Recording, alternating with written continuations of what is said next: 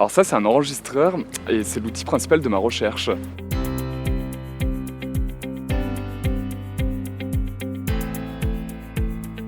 Je me présente, je m'appelle Sosten Touitou, j'ai 24 ans, je suis étudiant en Master 1 de Sociologie à l'Université Lumière Lyon 2. Donc parallèlement à ça, je fais un stage chez Atoudis en collaboration avec la boutique des sciences et le laboratoire ICAR. Et donc j'ai un encadrement scientifique avec Agnès Vitko qui est enseignante-chercheuse chez DDL et puis Audrey Mazur-Palandre qui est chercheuse chez ICAR. Alors mon projet c'est quoi? En fait mon projet il s'appelle Parvidis, le parcours de vie des étudiants dyslexiques. Et donc grosso modo son origine en fait elle se date en 2017 lorsque la région Auvergne-Rhône-Alpes a mis comme grande cause régionale les troubles 10. Dans ce contexte, il y a eu un projet associatif de mise en place, donc Atoudis, la structure pour laquelle j'effectue mon stage de recherche actuellement. Et donc tout ça pour favoriser l'information, la formation et l'innovation autour des troubles 10. Donc en fait moi pour apporter des éléments de réponse à mes questionnements, j'utilise la méthode de l'entretien biographique. Donc ces entretiens ils portent toujours sur un binôme composé d'un parent et d'un jeune adulte dyslexique.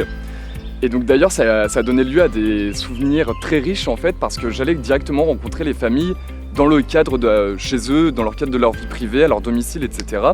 Et donc ça a donné lieu après les entretiens à des partages de repas. D'ailleurs je me souviens même d'une maman qui m'avait engueulé parce que j'avais quitté son domicile sans avoir mangé.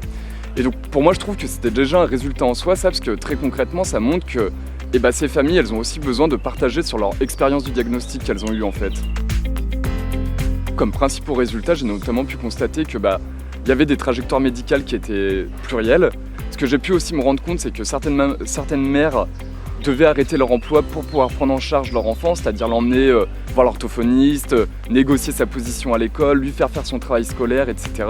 Donc ça, c'est vraiment, je crois que mon résultat principal et ce qui pourra servir être force de proposition par la suite, c'est vraiment de montrer que finalement ce diagnostic recouvre une ensemble de réalités très hétérogènes et plurielles. Dans les résultats de ma recherche, ce que j'envisage un peu de les communiquer en fait à trois publics. Donc à la fois bien entendu faire une restitution aux familles que j'ai rencontrées, mais plus largement aux autres familles. Je souhaite aussi adresser ça aux professionnels de santé pour qu'ils aient un petit retour feedback sur leurs propres pratiques et qu'ils voient ce que ça fait concrètement aux familles. Par exemple que dans la même journée, quand une famille a un rendez-vous avec un ergothérapeute, un orthophoniste, et voir un psychologue, voir que c'est très compliqué pour elle aussi d'un point de vue à la fois temporel et financier. Et puis enfin, j'aimerais vraiment réfléchir avec l'association pour envisager des axes concrets d'action par rapport à ces résultats. Et donc ça sera ma manière à moi d'apporter ma pierre à l'édifice. Alors moi, le grand intérêt que j'ai trouvé de faire ce stage en fait, c'est que c'était une expérience incroyable à la fois humainement et scientifiquement. Et puis enfin, avec la boutique des sciences, avec notamment Pauline et avec Cécile, ça m'a permis d'assister à tout un tas d'événements comme Pop Science, la Biennale des associations à Saint-Étienne, etc. Donc c'était vraiment une événement très chargé, très chouette.